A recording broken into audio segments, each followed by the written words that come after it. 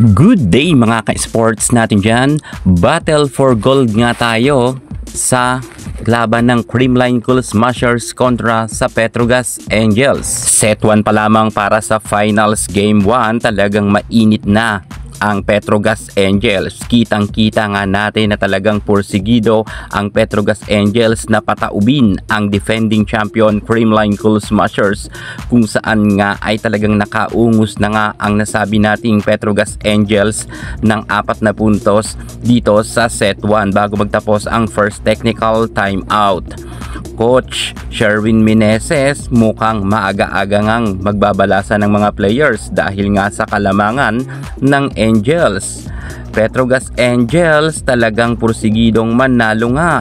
Creamline Cool Smashers, kinakailangan magpakita sila ng tapang at angas sa loob ng court kung gusto nilang matapatan ang lakas ni Brock Van Sickle, dahil mainit na nga agad si Brock Van Sickle, si Jonas Abete at Myla Pablo. Grabe talaga anong nangyayari ngayon sa Creamline Cool Smashers.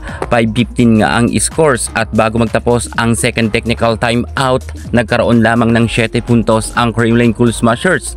Tinambakan nga ang Creamline Cool Smashers pagdating sa set 1. Talagang mainit ang nasabi nating Petrogas Angels. Mukhang pinapakitaan sila ng bangis ng lahat ng mga players ng Petrogas, samantalang titiklop ata at bibigay na ang CCS. Nagtuloy-tuloy ang napakagandang nilalaro ni Brock Van Sickle at ng kanyang buong kupunan, maging si MJ Phillips, Jonas Abete, Aiza Maiso Puntillas at ang ating bagyong Pablo ay talagang napakaganda ng ipinapakitang galawan sa loob ng court, samantalang ang Creamline Cool Smashers ay talagang medyo hindi pa natin makita ang kanilang tapang.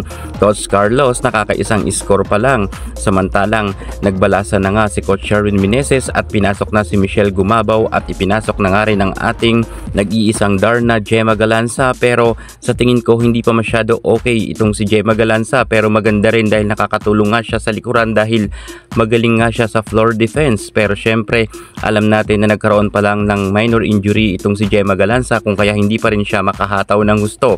Pero tingnan natin mamaya sa second set kung gugulatin ba tayo ng Creamline Cool Smashers. Sa kasalukuyan nga sa set 1 ay talo nga ang CCS.